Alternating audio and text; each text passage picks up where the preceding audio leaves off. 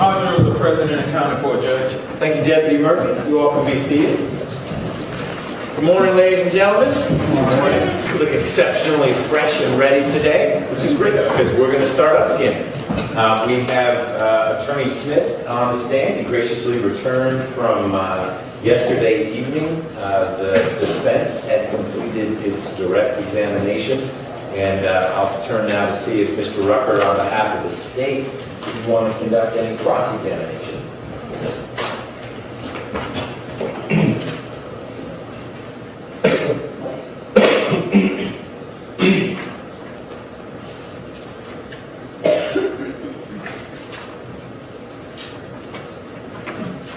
I knew I meant this morning, not tomorrow morning.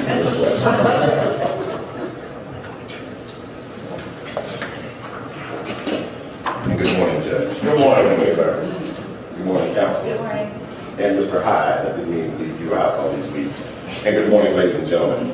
Welcome aboard, Mr. Hyde. And good morning, Mr. Smith. Good morning.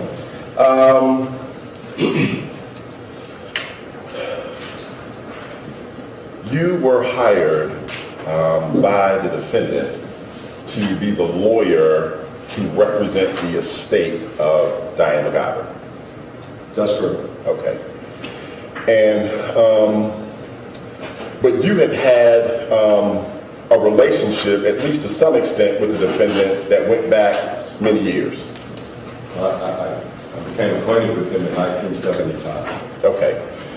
And at that time, did you have the occasion to actually work directly with him?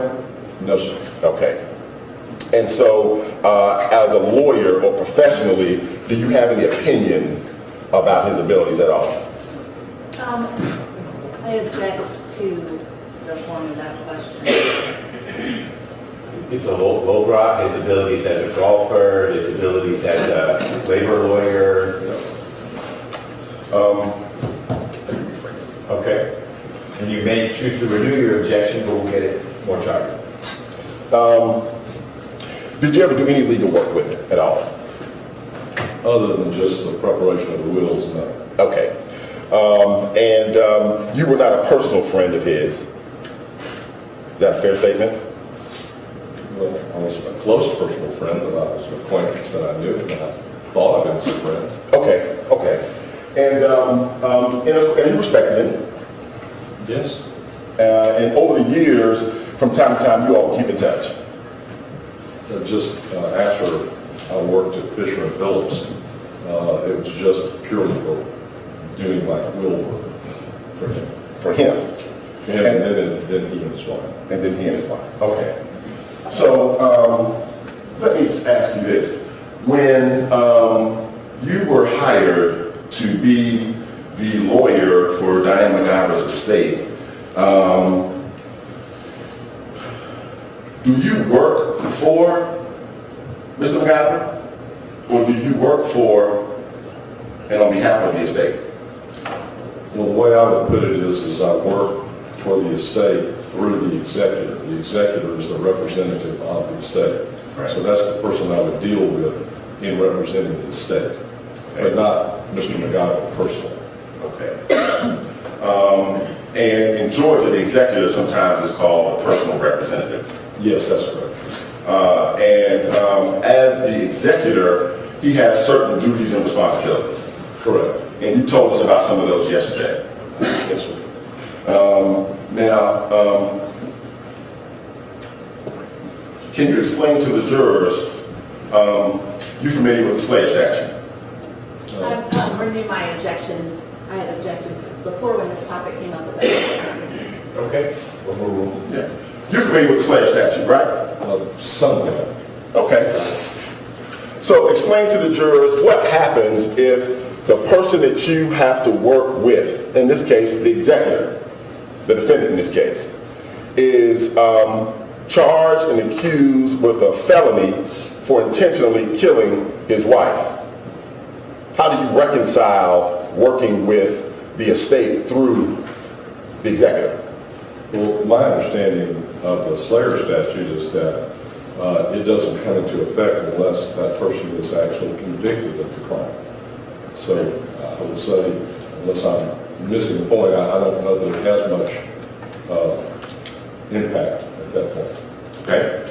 And so for you, it meant the fact that he was accused has no bearing on you dealing with Diane McIver's estate through the defendant. That's the way I was trying to conduct myself as the representative of the estate. Okay. Now, fair to say this is not the first time we've talked. No, it's not. And the first time I called you to discuss Diane McIver's estate, you really didn't want to discuss it with me at that time.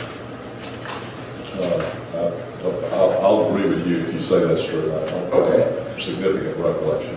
Okay. Do you recall you told me you had to check with Mr. McIver first? Well, I was worried about the attorney-client privilege. Right. And the attorney-client privilege between you and Mr. McIver?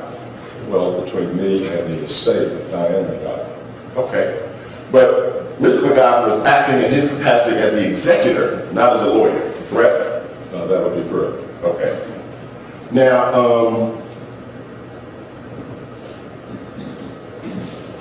the way that you learned of Diane McIver's death was how? Through the local newscast. And on what date did that occur? I'm not sure if it was the actual date of the shooting or it might have been the next day. Okay. Probably the next day, because I believe I heard that she had died. Okay. And so, were you in town at the time that you saw that newscast? Yes. Okay. And that would have been the day, either that Monday or Tuesday, when you reached out to the defendant with a phone call. Well, which day is Monday and Tuesday on the dates? Okay. Monday the 26th. I'll orient you. Sunday was the 25th. She was shot the evening of the 25th. She passed away early morning 26th, which is Monday. And Tuesday would have been the 27th. All right, well, I reached out to him on that Monday or Tuesday. Okay. And during that telephone conversation, can you tell the jurors, what did you say? I told him that I was very sorry to hear about what had happened. And since I had drawn her will, I asked him if he needed any assistance with the probate and the handling of the administration of her estate. Okay. And he told you he did. I'm sorry? He told you that he did. Yes. And so at that time, in expressing condolences and offering your services, did you offer him any advice at that time? I might have said at some point you need to probate the will. Okay. That's probably the extent of it. I don't have a firm recollection. Okay. And so by probate the will, what do you mean? It means you take the original will and file it with the probate court and also file a petition to probate. And that is asking the court to establish that this is the last will and testament of the deceased, and for that court to issue an order to the world that the named executor is the executor of the estate, and everyone who has business with the estate has to deal with that executor. Okay. And so do you have any subsequent conversations with him, say, on Wednesday? I don't recall. Thursday? I may have, I don't recall. Okay. But you know that at some point you actually entered into a contractual relationship with the defendant in order to kind of formalize your relationship as the lawyer for the estate. Yes, sir. My recollection is I would have sent him an engagement letter. Okay. What's an engagement letter? It's a letter from an attorney to the client laying out the terms of the engagement, the scope of what I will be doing or not doing, and also setting out the fees, how they're to be paid, when they're to be paid. And basically it was just a business engagement so that everybody understood beforehand how it's going to work as far as fees and my representation. Make sure there's not any mistakes. Yes, sir. I'd like to show you an exhibit. It's State's Exhibit 524. 524.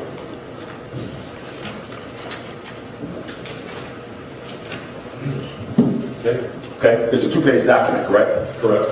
And you recognize it? Yes. Can you tell the jurors how do you recognize it? Well, it's on my letterhead at the top, and it's dated about the time that we were going to probate the will, and it lays out all of those terms I just mentioned to you, what an engagement letter does. Okay, and you recognize it to be the engagement letter between yourself and Mr. McIver, formalizing your relationship as the attorney for the estate? Yes, sir. Okay, I would tender 524, Judge, in evidence. No objection. It's admitted. All right. What is the date on the letter? October 5, 2016.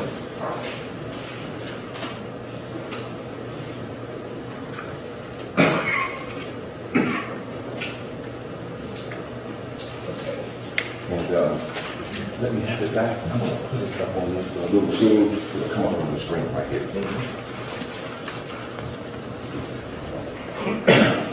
Excuse me, Judge, this would probably get to me if I have to cough a little bit. Need some water? So, if you need water, Or love some water. you got you a bottle of water, and that reminded me I was going to commend to the jury another benefit of being here. You are out of what is today is the worst pollen day of the year, I heard on the radio. It's an ultra extreme pollen day. So if any of you are susceptible to pollen, you're welcome. We're keeping you here in a relatively pollen-free environment. And you get water too. So anytime you need a break, Mr. Smith, because that's what we'll do our best to remember. Keep pumping the clean air. Okay. And so here we see your letterhead, correct? Correct. And it's sent to the defendant, correct? Correct. October 5th, 2016.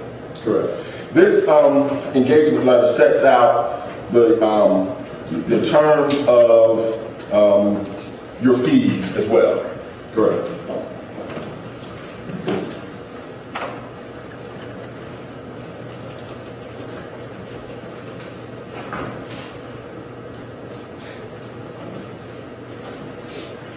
And can you tell the jury what fee arrangement did you have to represent the estate of Diane McIver?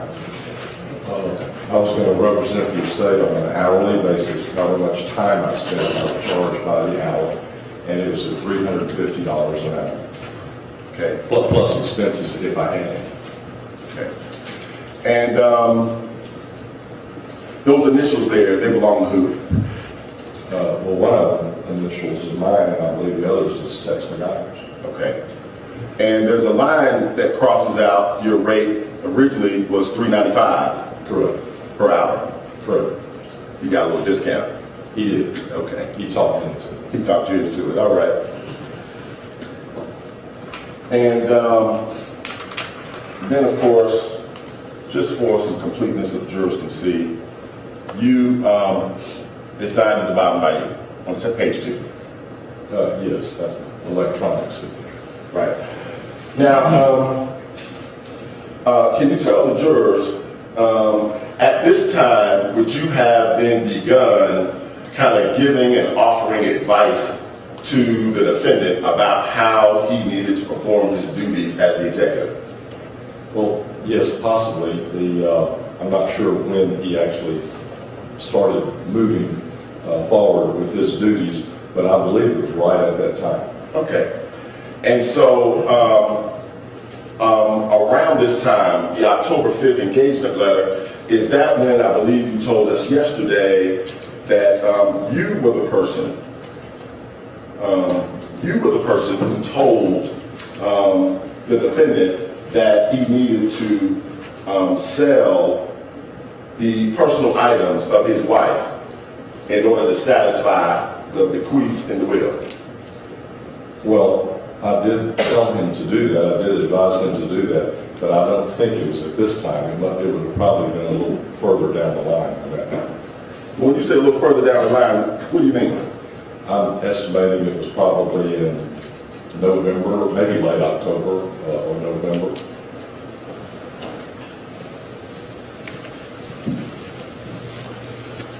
Okay, so I'm gonna ask you a question. If you did not tell the defendant to sell his wife's items until late October or November, do you have any explanation at all for why he began to catalog her jewelry the day after he shot his wife? Your Honor, I object to the extent that the question calls for him to speculate. If you know. Okay. So the question is, do you know? Yeah. And I think a fair question is, You'll be able to ask what you Okay. think is a fair question and redirect if you so choose. So the question was slightly recast to do you know, not, hey, why might this have happened? Right, I'm sorry, do I know what? Yeah. Why the defendant was cataloging his wife's jewelry on Tuesday after he shot her when you didn't tell him to sell her stuff until October or November? I'm not sure, but, If you don't know, that's what we need to have in the record, not your theory as to why. I understand, I don't know. You don't know. And you never talked to him about that? Well, I might have talked to him about he needs to make an inventory of what the assets are, and he needs to begin the process of ascertaining what the liabilities and obligations of the estate are. So Right. that may have been the reason why, I don't. When would you have told him that? Because I thought you told me that on Monday and Tuesday when you talked to him, all you said was probate the will. And then by October the 5th, when you signed the letter, is kind of when you started advising him. Well, it's a little murky in this, that the exact date of the engagement letter. In fact, I'm thinking that the actual will was probated on October the 5th. And so he and I would have been talking about the estate, whether that constitutes technical advice or not, I'm not sure, but we would have been talking about the estate prior to October 5th and during the weeks thereafter, the days and weeks thereafter. I'm sorry, is that responsive? I'm not trying to. So a minute ago when you said, hey, I think I really told him to do this like in late October or early November, now you're saying that wasn't true. No, I said the sale, I advised him to sell in late October and November, but to inventory and determine what the assets are and the liabilities were, I could have told him that, but even before the engagement letter. Okay, so my question is, that time. okay, so that's my question. Did you? Because that's what I asked you. You told me what you talked about before that, so I didn't hear you say that. Well, again, I don't have a specific recollection other than that sounds like what would have happened to me. That's my recollection. Okay. That's really speculation though, right? On your part. I said I didn't make a memo, I don't know for Right. sure. Right. Can you tell the jurors, when you had these conversations with him that you told us about during these first couple of days or weeks, because this engagement letter, this was signed about 10 days or so after Mr. McIver's death, right? Yes. Okay. And did the defendant tell you that he was no longer a partner in Fish and Phillips? No, he didn't.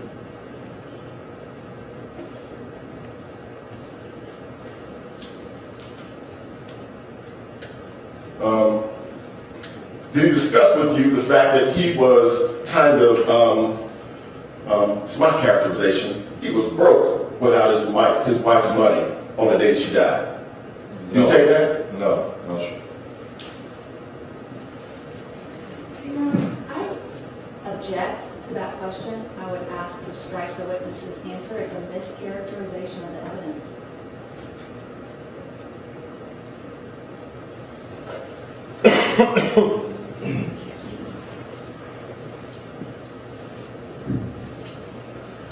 And I could, the state's expert gave testimony that his net worth around the time Mr. McIver died was over $1 million.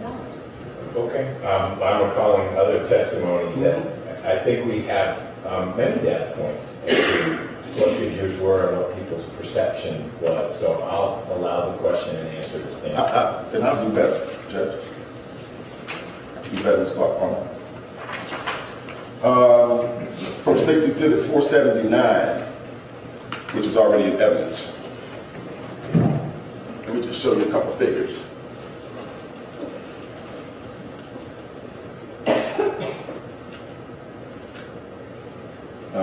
Just so you know, you have not watched any of the trial in this case, have you?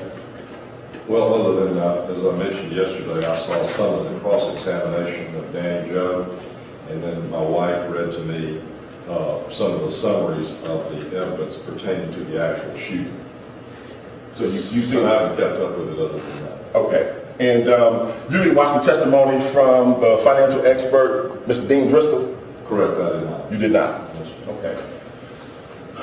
This is, for the record, page 16 of State's Exhibit number 479. It's in evidence. It's a graph, kind of like, real similar to the slides that you did for the defense, that shows Mr. McIver's cash on hand as of, and DOD stands for date of death, okay? Okay. Right here, net sources, uses from Mrs. McIver for September 26, 2016, $29,868. After she died, in that checking account for Mr. McIver, he had $24,567. Well, Your Honor, I object to the form of this question because it's repeating testimony from another witness that this witness doesn't have knowledge about. I'm sensitive to the second half of your concern, and so, Mr. Rucker, you're going to need to pretty quickly get to the question because I got for it. Mr. Smith to say, you know what, there's a piece of paper with numbers on it, and I'm not in a position to agree or disagree with the numbers, is a fair thing for Mr. Smith to say, which I think is the second half of Ms. Clark-Palmer's concern. Yes, sir. But I also appreciate you were responding to a claim that your question was not properly based on the evidence, and in some ways you've demonstrated the basis for your question. So I'd ask you to go back to an iteration of your original question that prompted the objection, because I think this is a piece of evidence that would support a question along those lines. Yes, sir. If you knew that in Mr. McIver's checking account on the date of his wife's death, he was a negative $5,000 if you take his wife's money out, would you agree that he was cash poor on the date of her death? Your Honor, I object to that question as calling for this witness to speculate when he is not an expert witness. I didn't take expert. Okay, I'm sorry. So my request is that you go back to your original question or some form of it that prompted Ms. Clark-Palmer's objection, and through this witness, with questions I don't think he's in a position to answer, I think you've made a record for the good faith basis of your question. Okay. And you can ask it again, some form of that. Okay. In your earlier conversations with the defendant, within the first 10 days of her death, did he express to you that he was cash poor without his wife's money? I have no recollection of that.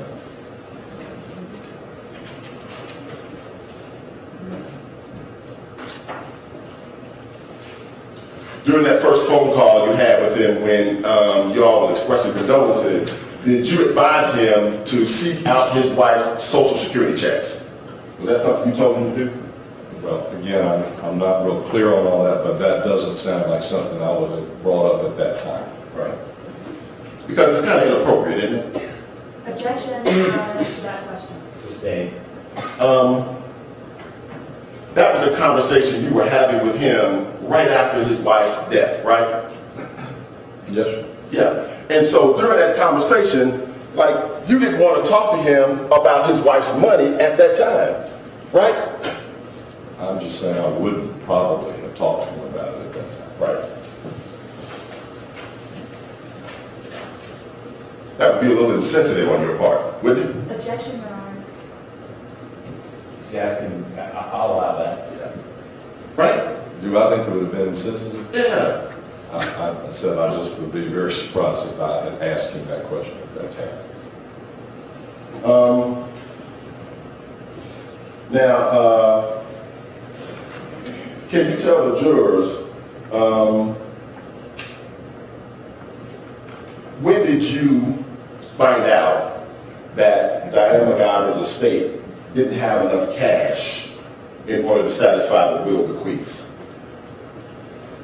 Well, it would probably have been later on in October or the first part of November, would be my best guess of when we had done enough inventorying of the assets and estimated the values of those assets, and then determined what liabilities she had to know the situation for her estate. So I'm guessing around the end of October, first part of November. And at that time, did you become aware that Diane McIver had loaned her husband $350,000? I would guess that I didn't know it at that point. Now, can you tell the jurors that $350,000 that was owed to Diane McIver by the defendant, that's an asset, isn't it? It's an asset of the estate, correct? Right. And in a minute, we're going to look at your slide where you broke down the assets that were non-probate and probate, okay? But this $350,000, is it a non-probate or a probate asset?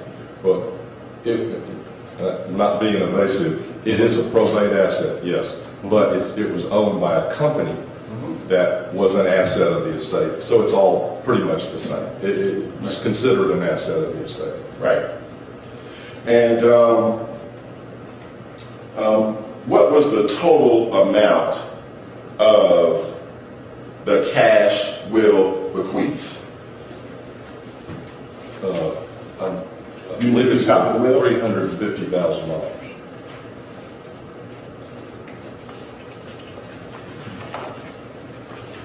And this is States 441.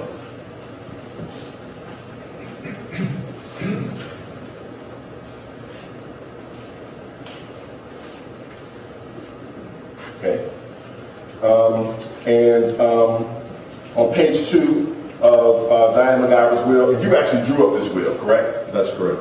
And you did it late, you think maybe late 2005, but it was signed in 2006.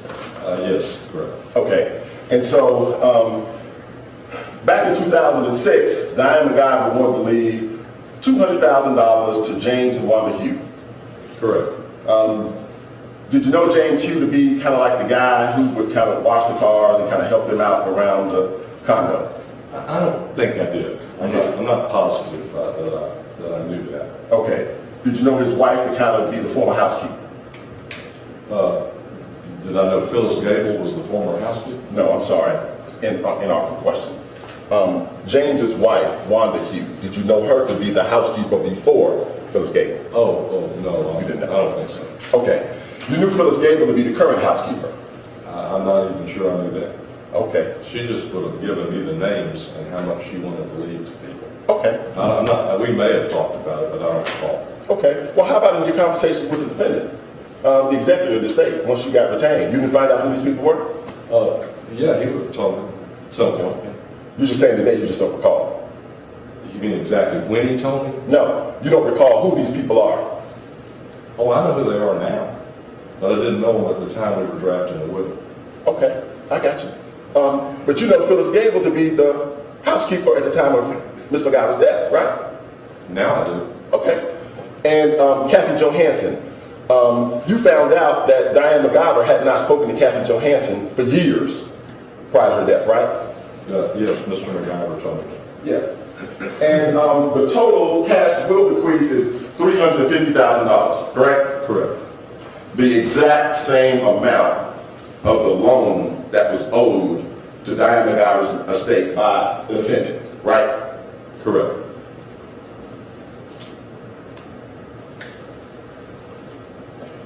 Now, in the gathering up of the assets of the estate, which included the $350,000, did you ever say something to him about, hey, when are you going to pay back this money? I don't think so, because it was pursuant to a promissory note, and the note had a due date on it, so I wouldn't have needed to ask him when he was to pay it back. And so at no time did you talk to him about repaying that loan? Oh, no, we did. I did. You did? Yes. What'd you say to him? I'm sorry? What did you say to him? Oh, well, first of all, I think I found out that he was making the interest payments every month as the note required, and that he had this obligation that was due, I believe it was at the end of 2017. And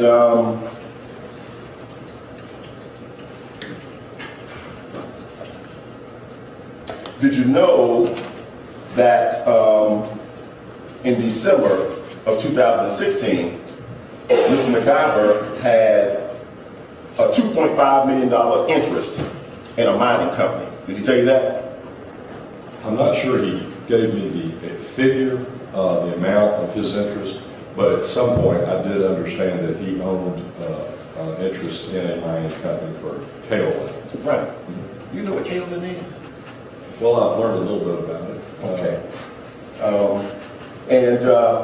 Did he ever tell you why he wouldn't just satisfy the loan from, $2.5 million, that's a pretty big number, isn't it?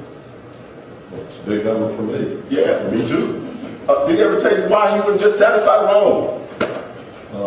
If he had so much money. I think he did say something, but it would have been along the lines that this is not a liquid asset. You can't just go to the bank and turn in your interest and get $2.5 million in cash. There's a difference in cash and something that you can't sell, like a house. It might take a while to sell it. Okay. Well, did you know the very next month, he did sell his 10% interest and got $700,000. Did you know that? I object, Your Honor, mischaracterizes the evidence. He did not receive $700,000 in cash when the interest was sold. That was my question. Okay, why don't you repeat your question, because I think Okay. it's a little more nuanced than Okay. going in and Okay. a stack of Okay. $100,000 bills. Okay, that's fine. Did he tell you that a month later, in January of 2017, he sold a 10% interest in this mining company for $700,000? I don't recall him ever telling me that. Now, while you were working with him throughout this process, did you get the impression that the defendant was kind of obsessed with his wife's money? Objection to the relevance of his impression.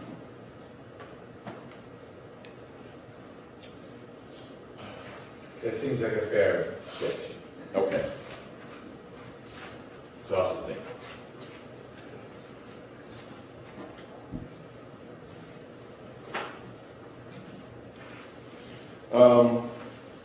When you told, and strike that, let me ask you a better question. When you represent an estate and you go through the executor with that representation, can you tell the jurors a little bit about how that works? Like, do you tell him what to do, or does he tell you what he wishes to do? How's that work? Well, what I do is I advise the executor what he should and shouldn't do under the law, and then he makes the decision for the estate about what to actually do. Okay. And so when you told him, hey, in late October, November, I think you need to sell some items, did you tell him he had to sell all of her furs? Did you tell him that? Every last one, all 137 of them. I wouldn't have said that exact thing, but it's if you're going to sell things that the estate doesn't need, why wouldn't you sell all of them at the same time? What about the sentimental value attached to those things? I don't know about that. I'm sorry? I don't know about the sentimental value as far as he's concerned. Well, he never told you that this was his soulmate. Yes, he did, many times. Okay, so what about the sentimental value that's attached to all these things that you told him he had to sell? Her shoes, her clothing, even the stuff that won in the wintertime. Sorry, I wouldn't have, as the lawyer for the estate, I wouldn't have given him advice based on the sentimental value of it. He was getting the ring back, and I think might have been some other things, No, I just had to look at it kind of in a way, a business person. We need cash, and these are the best items to sell, and these probably should be the first items you sell, because they may be losing value over time. So that's what I would have told them. He could have told you, no, listen, it's too soon. I love my wife. In fact, I don't want nobody to touch nothing of hers right now, because it's just too soon. He could have told you that, right? Well, Your Honor, I object to the question as being argumentative. I don't object to asking if Mr. McIver could have refused his advice. The form of the question is argumentative. I agree. Did he say that? That's that. Okay, that's fine. Had he said that, what would the impact of that? But I like both of those. things he could have said. Right. Did he say that to you? No. I am not going to sell these things that belong to my soulmate, my darling, the love of my life. I'm not going to sell these things. It's too soon. They have too much sentimental value for me. And did he say that to you? No, sir. Had he said that to you, would you have refused his wishes? Would I have refused them? Yeah. If he said, listen, I don't want to sell none of this stuff, then what would you have said? I would have gone along with it. Okay. He's right. the executor. I just have to advise him, and he has to determine whether he's going to do it or not. Right. And that's my bottom line. He made the decision to sell these things, didn't he? Well, ultimately, yes, because I advised him to do it, and then he did it.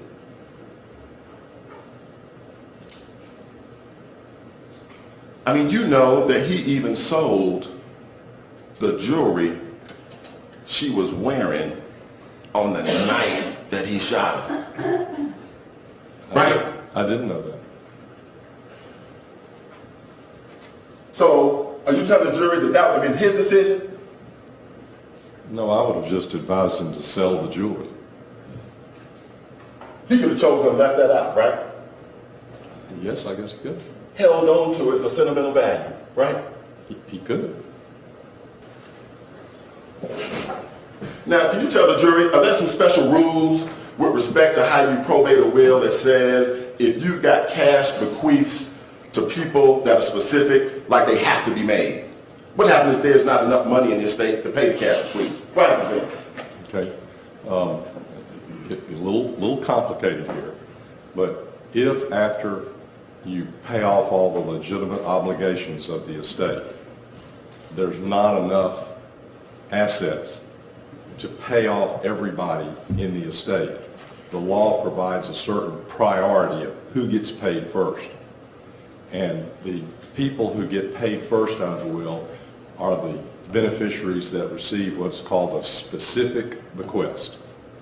For example, a specific bequest would be, for example, the wedding rings that Diane left to Tex. She said, I'll give my wedding ring to Tex McIver. That's called a specific bequest. Then there are other types of bequests, but the specific bequests are the first in priority. They get paid first. And if there's not enough to pay all them, then you have to prorate it out, and then nobody else gets anything because all of the assets are gone. If you can pay off all the specific bequests, then it goes down to the next tier of bequests, and those people share in the remaining assets. And if there's not enough, then that's it, it's over. They only get a certain amount. And it goes down in steps of priority like that. Okay. 1 second. Is it prorated if you get to a point where one person is bequeathed $100 and the other person is bequeathed $200, and only $50 left? Does the $200 person get 2/3 of the 50 and the $100 person get 1/3 of the 50? Yes, Your Honor. So if you started working on behalf of the estate October the 5th, when did you stop? Well, technically I haven't stopped, but practically I'm not involved in the estate as much as I was. Okay. Beginning after, I believe it was September of 2017, when Mr. McIver could no longer serve as the executor because he was incarcerated. All right, just, No, excuse me. stop for a second. I think he answered the question. Yeah. Thank you. Okay. In September 2017. My role decreased, Right. or that, it's December, September, or October, somewhere. Okay. Now, can you tell the jury, did the state, did my office, did we file some documents in probate court to have Mr. McIver removed as the executor? I believe so. Can you tell the jurors when did that occur? I'm not exactly sure. I would say in the summer of 2017, perhaps. Okay. And you can tell the jurors that he was actually removed as the executor as a result of the papers that were filed by the DA's office. Well, yes, as a decision of the probate court. And can you tell the jurors who is the new executor? Her name is Mary Margaret Oliver. Okay. This is my copy I there. object to you publishing that. I do not object to you publishing. Okay. We're talking about defense 16, which I had as admitted as a demonstrative aid. So either way, if you need it, it sounds like she's willing to get you a copy of it. It's something you want to share with the jury and Mr. Smith. Okay. Is it okay if I just use my copy there? Okay.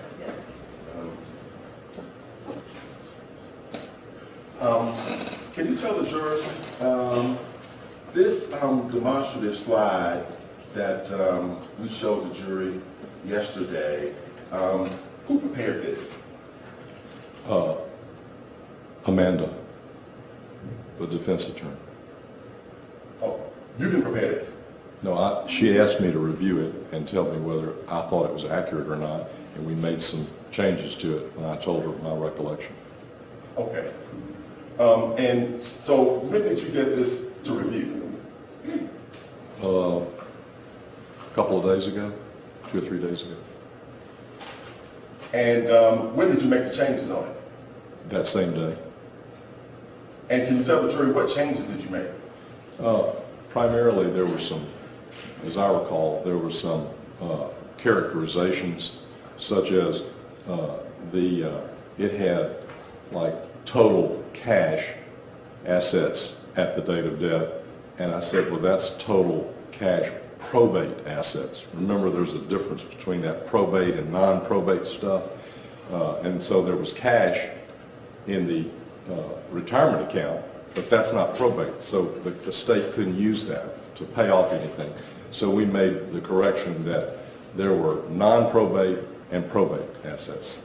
It was primarily the characterization of whether probate or non-probate. Okay. I was just curious as to whether or not you prepared this document because it is eerily similar to So the you fine. I object to the question, the form of the question. Okay, that's fine. Let me go here.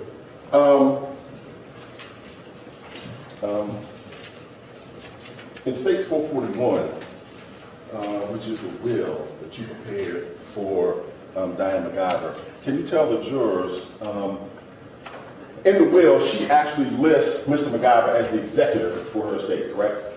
Yes, she nominates him as the executor. Okay. And can you tell the jurors who is the beneficiary under the will? There's a number of beneficiaries. Okay. Who's the one that's listed on page 1 of the will?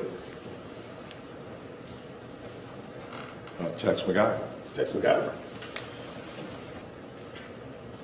So, as the beneficiary under the will, can you tell the jurors what does the defendant receive upon his wife's death? Well, assuming there are enough assets under the estate to be able to pay off all the bequests, then he would get all of the furniture and furnishings in he and his wife's condo, or I guess she technically owned it, it was her condo, but she gave him all the furnishings and furniture. She left him the wedding ring that he bought for her when they got married. She left him all of her interest in the company DRS Investments, which she owned 50% of. And then he left her She left him? Excuse me, she left him a life estate in the condominiums. You want me to explain what a life estate is? Yeah, just real briefly. Okay. A life estate, she's not giving him the ownership of the condo. She's just saying, you get to live there all the rest of your life. And at your death, then something else happens to the condo. But you get to live there all your life. And so she gave him a life estate in the condos. And then, the way most wills are drawn, after all these bequests that are specified, after that, there's what a bequest called a residual bequest, meaning, okay, everything that I own that I didn't specifically name up above falls into this residual. So it's a catch-all. It gets all the rest of the assets. And in that case, she decided to put all the rest of the assets into a trust. And Tex McIver was named the income beneficiary of that trust. You know, when you have assets in a trust, the trust makes money, the income, and then there's the principal, the actual assets themselves. And he was entitled to the income off that, but not the principal unless he couldn't support himself with his own money any longer, and then the trustee could decide to give him part of the principal to help him live, to help him pay his expenses for living. And then also in that trust, there were provisions to allow for the education of the Hughes' children, the Hughes' that were the $200,000 cash beneficiary, and their names were Tiffany Hughes and Devin Hughes, and the trustee was entitled to pay out income, or not income, but principal of the trust to those children for their education. At the end, when Tex McIver died, and after the trust had satisfied paying the expenses, the educational expenses for the Hughes children, then the balance, whatever was left at Tex's death, went to charity. Okay. Now, make sure I understand this right. You said that the probate assets that were cash at the date of death, probate cash equals $275,535, right? Yeah, that's what in the name of the estate, correct. Just gonna put 275K. Now, the 275,000 that is cash that goes into the estate, that cash is under the control of the executor, correct? Yes, And the executor in this case is the defendant, right? correct, Okay? at that time. At that time. You broke it down and you said that the non-probate assets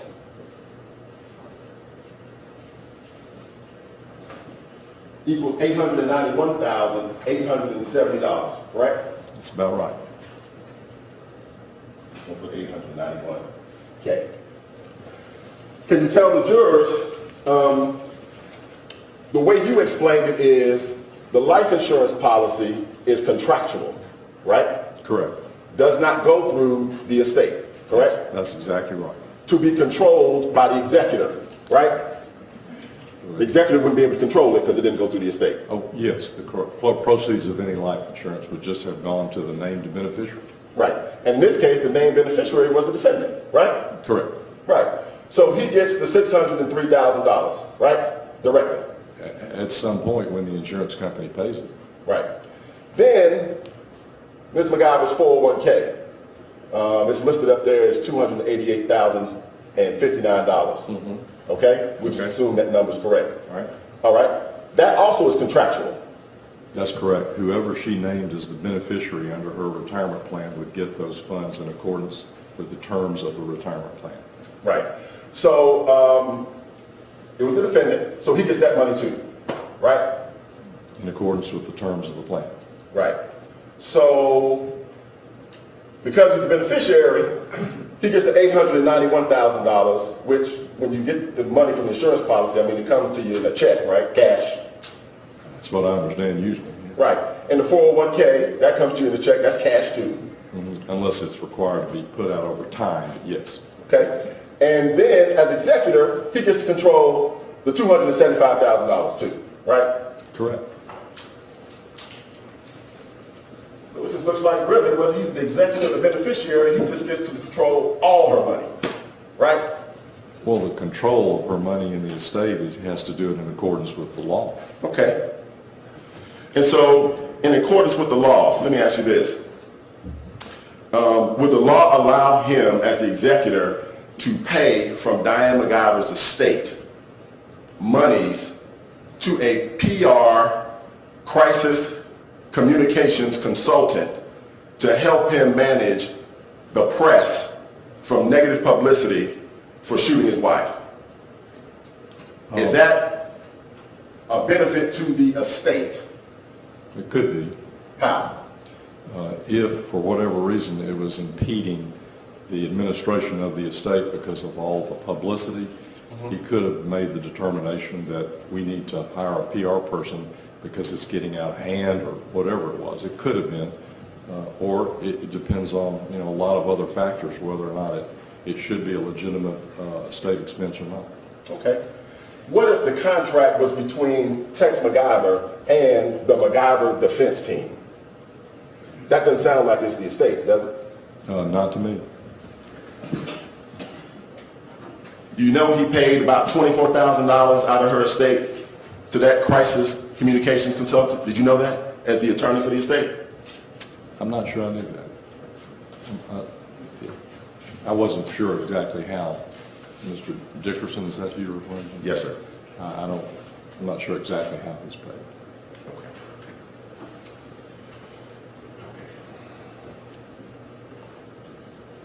And you don't, I have the contract, but you don't have, you're not trying to dispute that that was actually done, right? I have no idea. Okay. Now, let me just ask you this.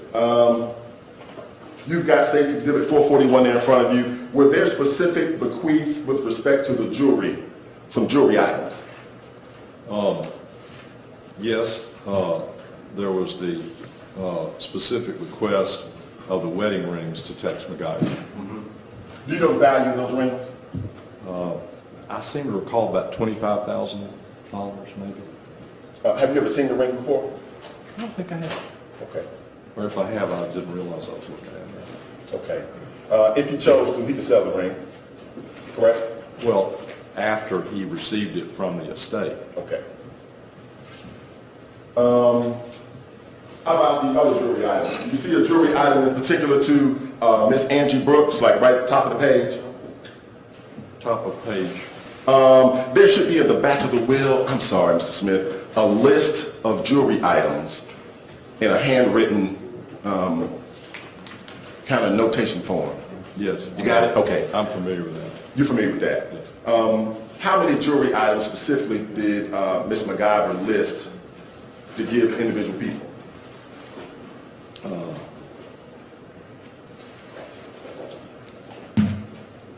Looks like about 14, if I'm counting up correctly. Okay. And can you tell the jurors, the items that are listed on that list, are they to be sold, or was Ms. McIver's wishes that they be given to the people that are listed there? Okay, well, that's actually two questions. Okay. And once again, it's going to get a little complicated here, but the items on this list are referred to as precatory list items. And what that means is that she expressed a desire to give these items to these people in the list, but they're not a part of the will. And the executor is not bound to give these to these people. And the reason people do this is because if there's a lot of different items and they may want to give, say, the Rolex watch to Mr. Jones, but then after the will is prepared, Mr. Jones and the testator get into a big argument, and she don't want to list that anymore, she just strikes it off. If that makes it non-enforceable. You just can't make the executor do that. However, my experience is that when people do precatory lists, most of the time they are actually carried out. But let's say if the estate ran out of money and couldn't give the bequests that are in the will, all of these items would have to be sold, and none of these people would get any of that. I'm confused. What makes the list precatory as opposed to one of the other things that we've seen? Please give someone $100,000. Good question.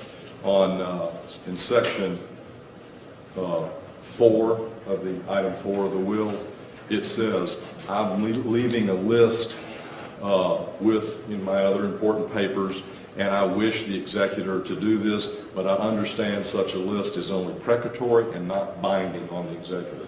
So it's just a way of not having to come back to the lawyers and change all these little items every time somebody falls out of grace or she wants to add something that she's added to the list before. And as I say, most of the time they're adhered to. So it works pretty well, but it's not legally binding. It's not a part of the will.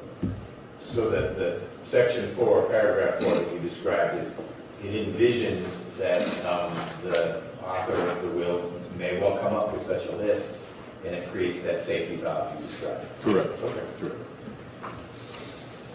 Okay. But certainly, by creating the list, at that time, Diane McIver was expressing her desire to leave those specific pieces to the people that she listed there. Well, that's the way I would interpret it, yes. And as the attorney for the estate, can you tell the jurors, do you know whether or not any of those items have ever been given? Now, as I say, I haven't been intricately involved in the estate for several months, but my understanding is that they have not been given at this time. And in fact, they probably would not be given until everybody else in the will got satisfied. These would be probably the last things they give out. So then they are probably somewhere put up to be kept safe until we can make that determination? I believe they are. Let me show you an exhibit, the Stage 401. And could you read for the jurors the items that are to be left for the first person on that list is Angie Brooks? It says, looks like a ruby 8-carat diamond ring and a ruby and diamond bracelet and a ruby and diamond earrings. This is page 192.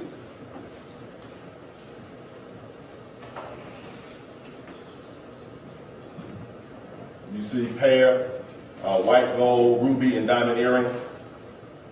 Yes, I do. And this is from property from the estate of Miss Diane Smith McIver, correct? That's what it says. And then there's a value listed here, or a suggested sale price, $1,800 to $2,400, correct? That's what it says. So it would appear that, at least with respect to these jewelry items, they are not put up safe. They were put up for auction by the defendant. Well, I'm sorry, and I'm not trying to dance around it, but I don't know whether those earrings are the same ones that are listed in here. Okay. Okay. Can you tell the jury the condominium that Ms. McIver left her husband a life estate in, you know that it's been sold, correct?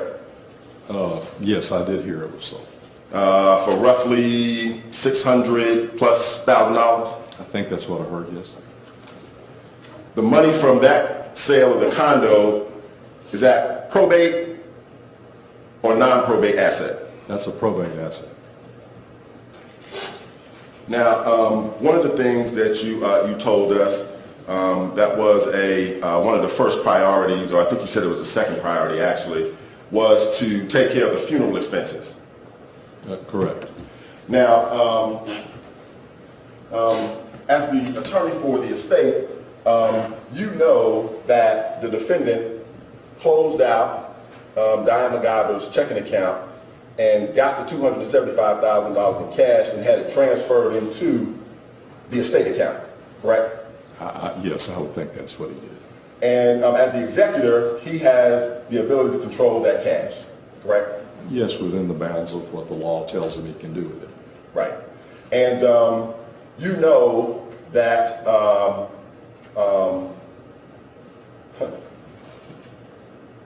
the defendant did not pick up his wife's remains until November, right?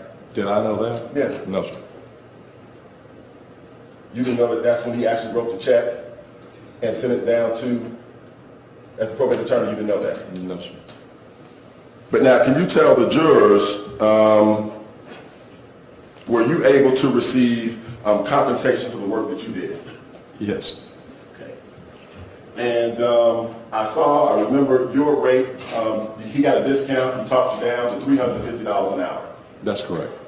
And for,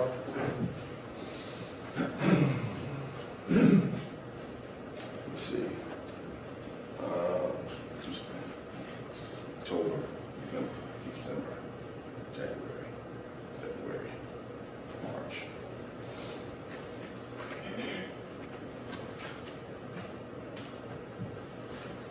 Six months. Okay. So do you have any idea, or can you tell the jurors, it's a better question, can you tell the jurors how much were you paid out of the estate of Diane McIver for the first 6 months of work that you did? I'm afraid I can't. It's probably substantial, but I don't remember the exact number. Okay. You would have received your payment in checks? Yes. This is State's Exhibit 527. Take a look real quick. It's a 3-page document, right? Yes. Okay. And do you recognize that exhibit? You'll recognize the Do exhibit. you recognize what that is? That their checks made out to me. Okay. And it's from Diane McIver's estate? Yes. Okay. I will tender State's 527, Judge, in evidence. No objection. 527 is admitted. Okay. It's a single exhibit, it was checks with an S, but It's a single exhibit, Judge. It's a 3-page exhibit that contains copies of 2 checks on each page. Okay. So let's go. We can go chronological.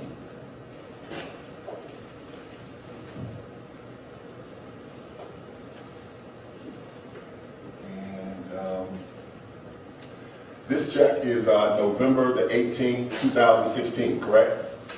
Correct. It's about a month or so after you started working for the estate. Correct. And this check is in the amount of 2,000, is that a 3 or a 5? That's a 3? It looks like a 3. It says 23. $2,310, correct? Correct.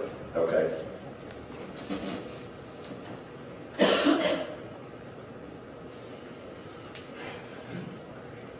Then in December 15th, 2016, we have a second check in the amount of $5,005, correct? Correct. Okay. Then in January, on the 24th in 2017, this check, that's a pretty good month. Yeah, I can tell you why, too. Okay, I bet you can. $18,095. Correct. Okay. And let's see. This is next month. This is February 21st, 2017. This check was for $26,180. Correct. Correct.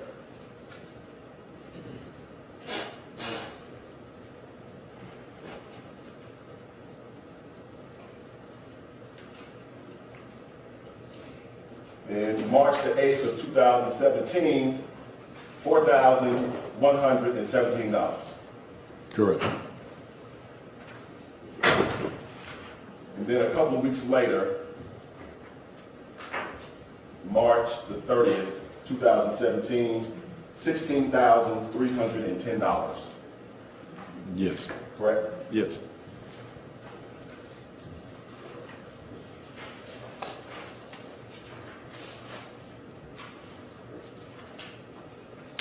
I'm not real good with math, but would you take my word for it if I told you that was about $72,000? Sure.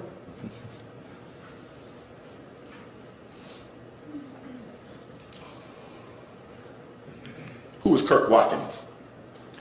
He's a former law partner of mine that the estate hired after we received the claim by Billy Corey against the estate. And he was another lawyer that worked and got paid from Diane McIver's estate, correct? Yes, he's a litigator. Right. And only if you know, did you know him to have received over $100,000 in fees from her estate? I don't know.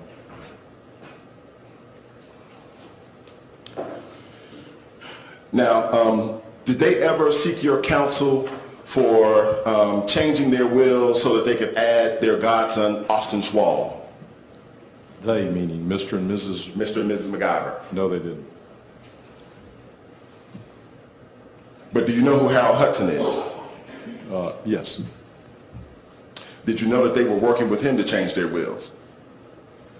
No, I didn't until later on. Okay. And did Mr. McIver ever share with you that perhaps his wife, Diane McIver, perhaps did not want to seek your counsel for a new will? Did he tell you that? No.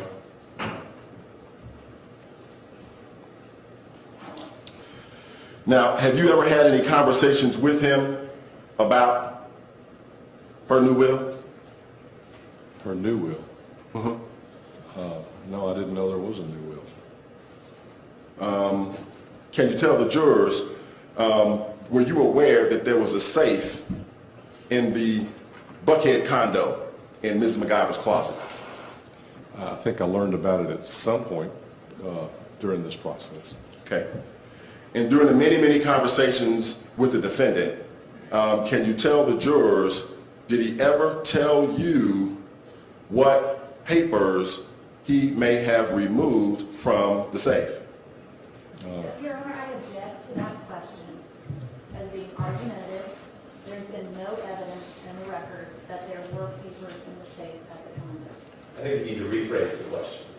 Did he tell you that he removed anything from the safe? I don't have any specific recollection of that, of anything specific.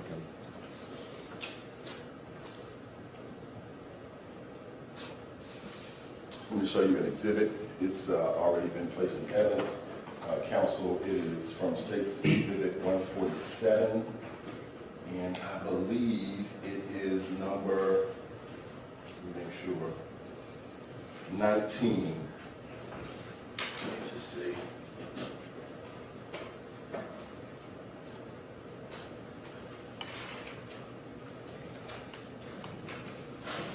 No, I'm sorry, counsel. It is number 11, not 19, number 11. Can you give me one moment to look at that? Yes, ma'am. Publish it? Yes, ma'am. Now, I was going to wait to see what your question is. Oh, let me show you this exhibit. This is State's Exhibit 147-11, Judge. It's an email chain between Tex McIver and his wife, Diane. And in particular, I want to draw your attention to February the 21st. Do you see those comments? Yes. And can you tell the jurors who was the email from and who is it to? It looks like there are 3 emails. Okay, you can start with the one at the bottom. Okay. At the bottom, it was from Tex McIver to Diane McIver regarding our wills. Our wills. And can you tell the jury what date is that email? February 21st. Of what year? Oh, excuse me, 2011. Okay. And what is the second, and what does it say? Your Honor, I object. I was waiting to see the relevance of asking this witness about an email chain that he's not a part of. The email chain has his name in it. Right. But I don't understand the relevance of asking him about a conversation he was not a part of. So this is in evidence, you're saying? Yes. Mr. Smith is not party to the email, at least this first one, it doesn't sound like it, and maybe not to any of the 3 that are part of sub 11. So is he doing anything other than, I have a document in front of me that has these words on it? No. The document is in evidence. I just chose to do it through the witness, but my preference would be just to publish it and ask more question about it. If your question is something other than what does it say, I'm to see what the question is, but that seems like a proper question as opposed to say what it says. To quote a member of the defense team, it says what it says. Okay. But there may be things that it says that are germane to his testimony. Did you know this? Were you aware of this? Did they talk to you about that? That, I think, would likely be appropriate, although we'll see if there's an objection. Okay. Yeah, I'll just do that. Okay.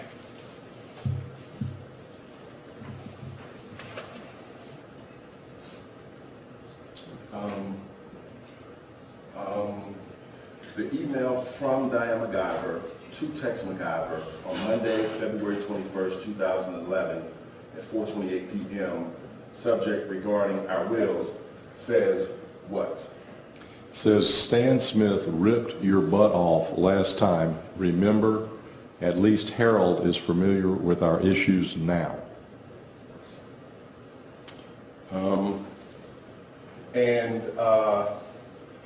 During your representation of the estate, did the defendant have any conversations with you about this exchange that he had with his wife? No, sir. I know you told us yesterday that the ranch was owned, we've heard a lot about this term, joint tenants with the right of survivorship, correct? That's correct. And you also told us that you were familiar with the deed or with respect to the ownership of the ranch. I saw the deed at some point after the probate of the estate. Okay. And did you also get a chance to look at the promissory note that was renewed in 2014 for the $350,000? I'm sure I did. And so you were aware of the clause that would allow Diane McIver, for non-payment of the $350,000, to foreclose on Mr. McIver's interest in the ranch. Well, I understand she had a mortgage on the ranch for the $350,000 note, which would have allowed her to do that upon non-payment. Right. And you know from your experience in business law and these kinds of transactions, had that been done, Diane McIver would have owned the ranch entirely, correct?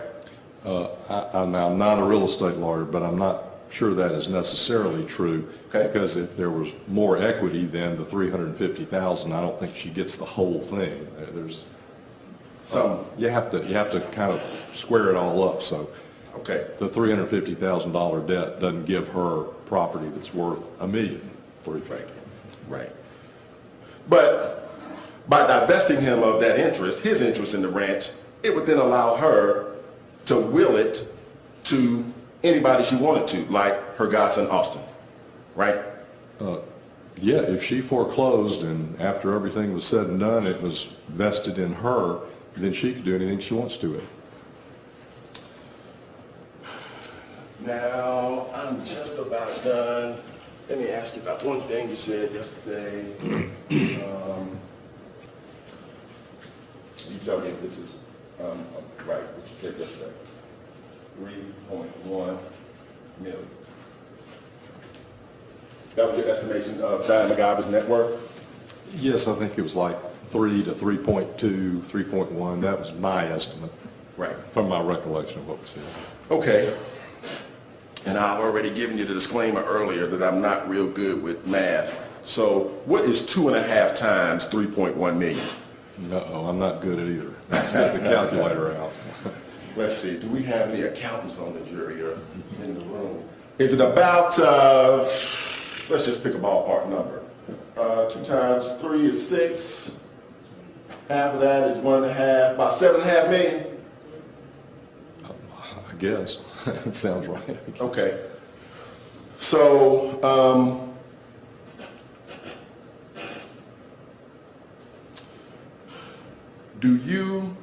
would you agree that getting $3 million, $3.2 million, and getting your 86-acre ranch back would be a pretty good motive? Objection, Your Honor. Objection. Yeah, so that might be a all pretty right. good argument in closing if you Okay. want to make it, but Okay. not a question for Okay, many witnesses, I would think. okay, I understand.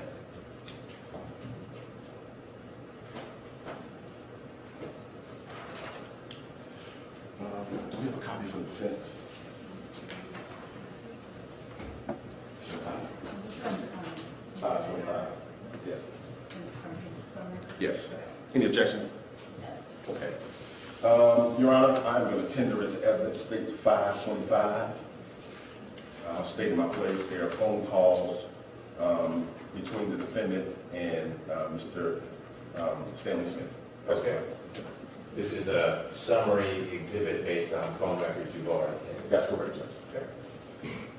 Understanding there's no objection. No objection. 525 is admitted. Just for the record, Mr. Smith, please don't call out your entire phone number, but if you could give the jurors the last 4 digits of your phone number, in case they want to look at this at some point. 3238.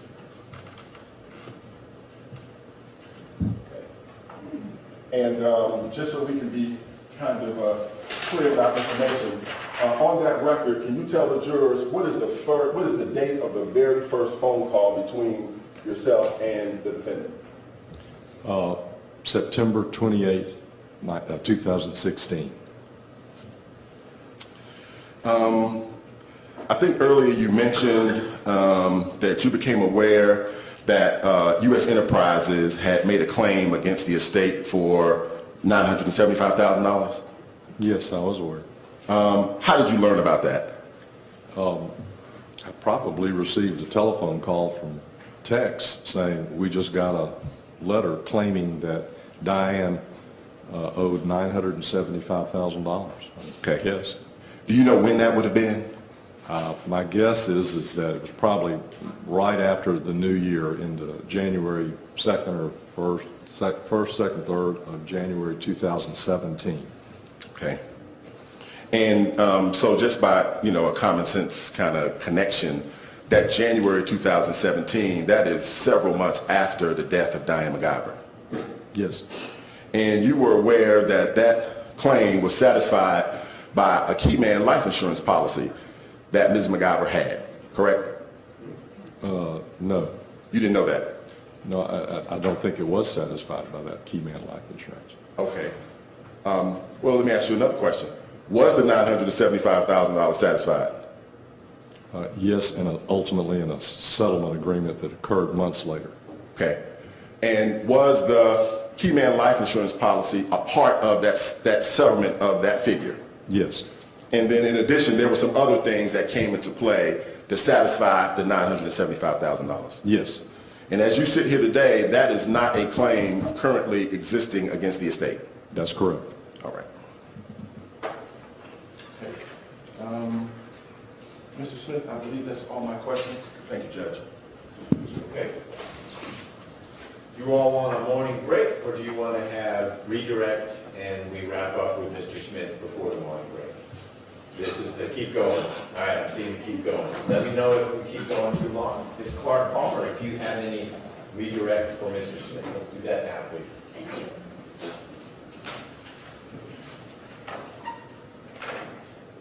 Mr. Smith, do you know if Tex McIver had ever served as executor of an estate prior to him serving as executor for Diane's estate? I was not aware that he had ever done that before. All right. Do you know if Tex McIver, if his area of practice of law was wills and estates? I know that he was a labor lawyer, which is not part of wills, trusts, and estates. All right. Your area of practice is what, again? It's wills, trusts, and estates, and corporate and business law. With Diane McIver's estate, was this the first time that you had ever served as the lawyer for an estate? No, ma'am. How many times previously have you done that? A number, 15, 20, 25, something like that. Okay. Fair to say it's something that you had experience doing, serving as the lawyer for an estate? Yes, I would say so.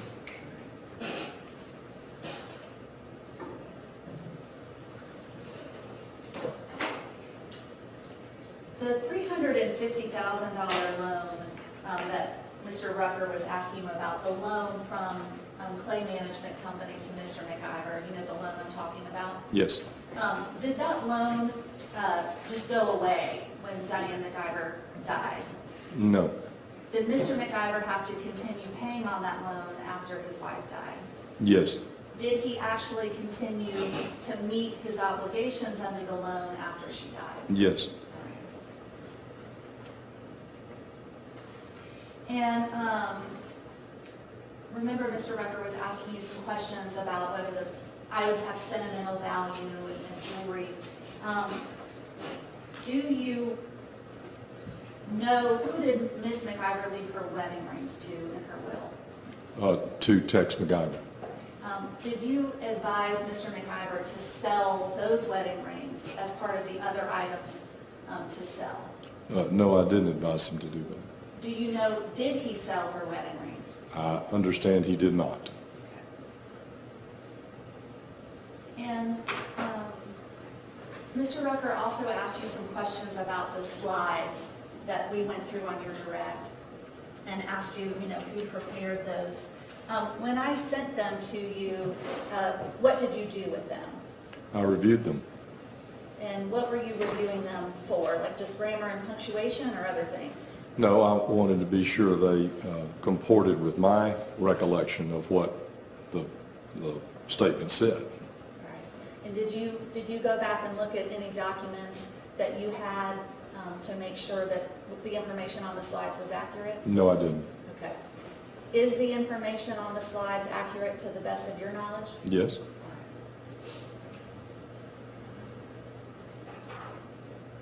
So you were also asked some questions about the checks that you received from the estate of Diane McIver, which is states 527.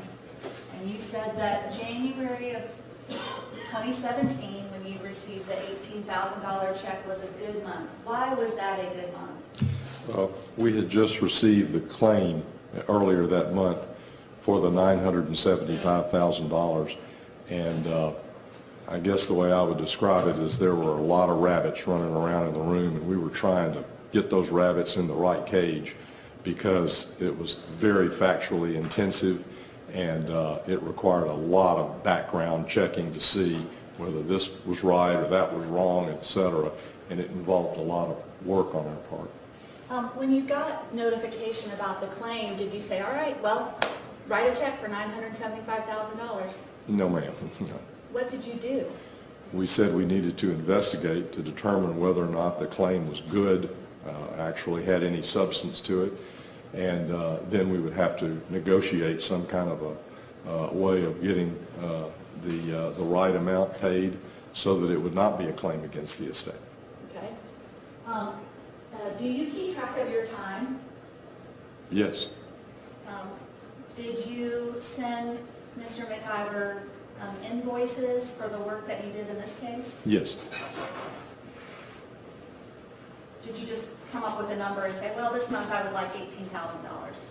No, every day I record and make a description of what we did that day, and then I put in to that statement the amount of time I actually spent on the matter for that day. Okay. So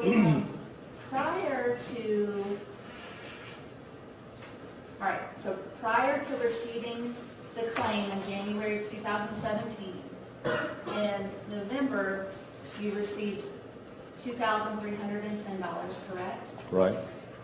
And in December, you received about $5,000, right? Correct? And then we saw January 2017, $18,000, right? Yes? And then,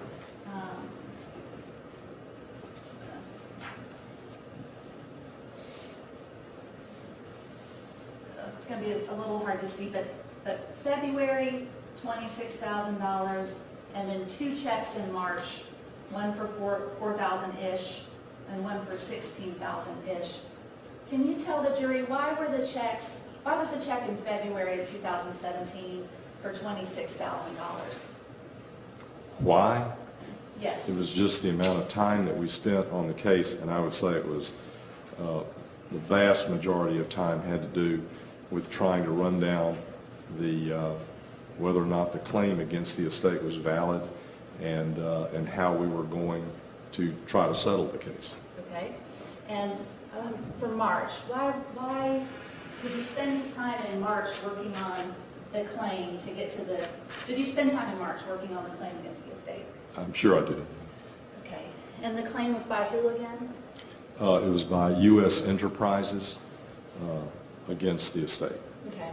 So if U.S. Enterprises had not filed that claim against the estate, would your bills have been this high? I'm sure no.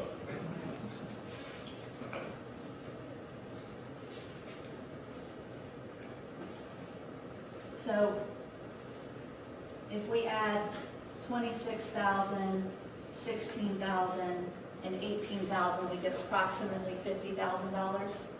Okay. Okay. And that was in large part time that you spent working on the claim by U.S. Enterprises. Yes, the claim and possible settlement thereof. And that $50,000 came out of funds for the estate. Correct. And is there anything illegal about your services being paid for out of the funds of the estate? No, that's what the law says they must be paid out of. Okay. Your experience, have other people paid for your services out of the funds of the estate of whoever the decedent is? Yes. Is it fair to say that that is typical? It's very typical.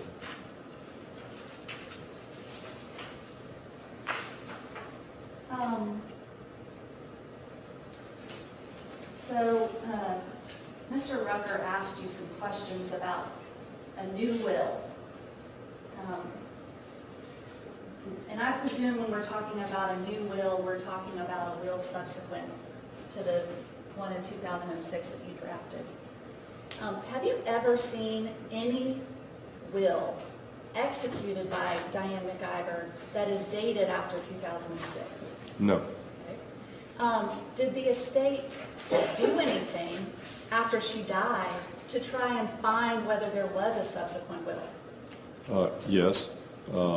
One thing that we did was we published in the Fulton County Daily Report an open letter to all lawyers in the state of Georgia asking if they had a subsequent will to the will that was probated to please bring it forth to the probate court of Fulton County.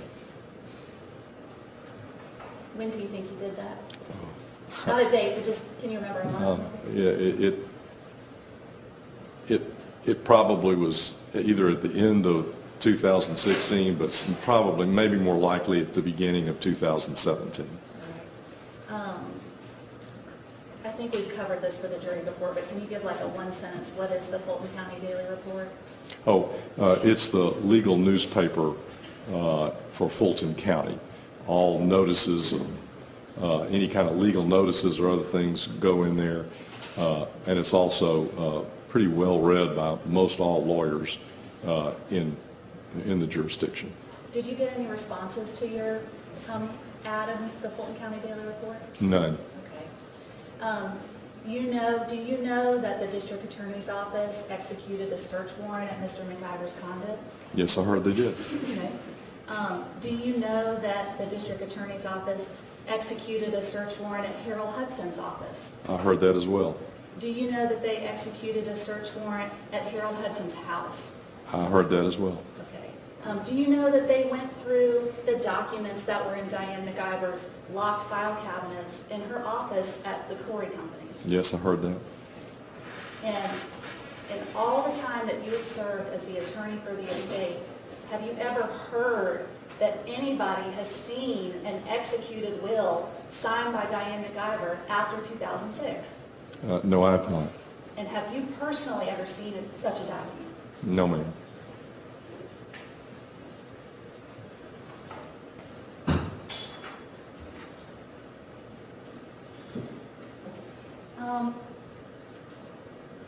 We talked some about the priorities that the liabilities of the estate have to be paid in, right? Yes. And the executor, can they use the assets of the estate to pay the liabilities of the estate? Yes, they're required to. Okay. If an item has, if an executor needs to sell the assets to satisfy the liabilities, are they allowed to say, well, I don't want to sell the assets because they have sentimental value, so I'm not going to do that? Well, the executor can pick and choose which assets are to be sold. So that response is. But is it a legal reason not to sell an asset that it has sentimental value? No. If, in fact, if that were the sole assets that were to be sold, they couldn't withhold the selling of them in order to raise money just because it had sentimental value. All right. And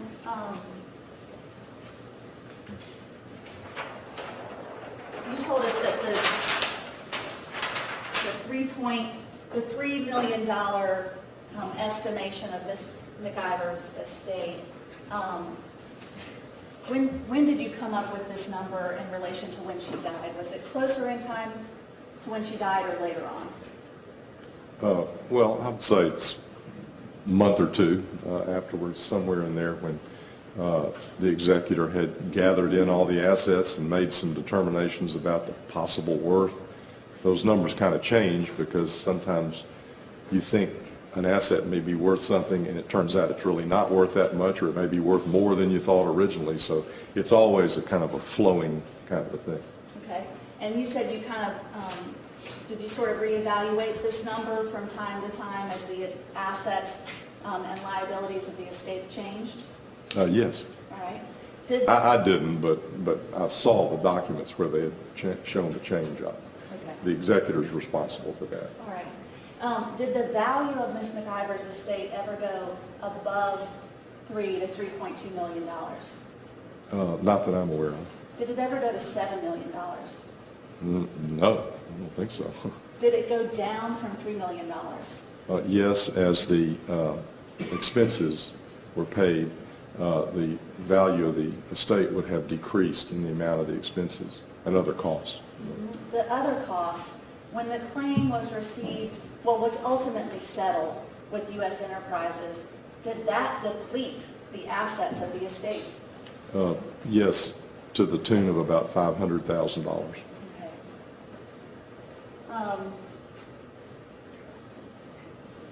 Okay.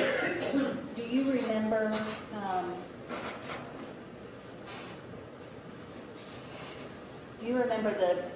the lowest number that you ever saw as a value for the estate? I'm sorry, I don't. Okay. All right. Thank you, Judge. Those are my questions. Okay.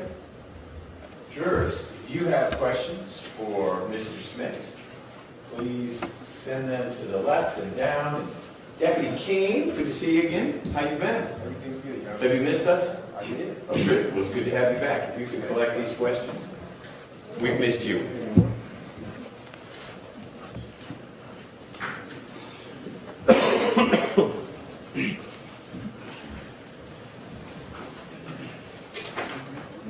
You know what we're going to do, folks, is have you all take your morning break, and we'll try to get you in here a little before 11 after the attorneys have a chance to look at these questions.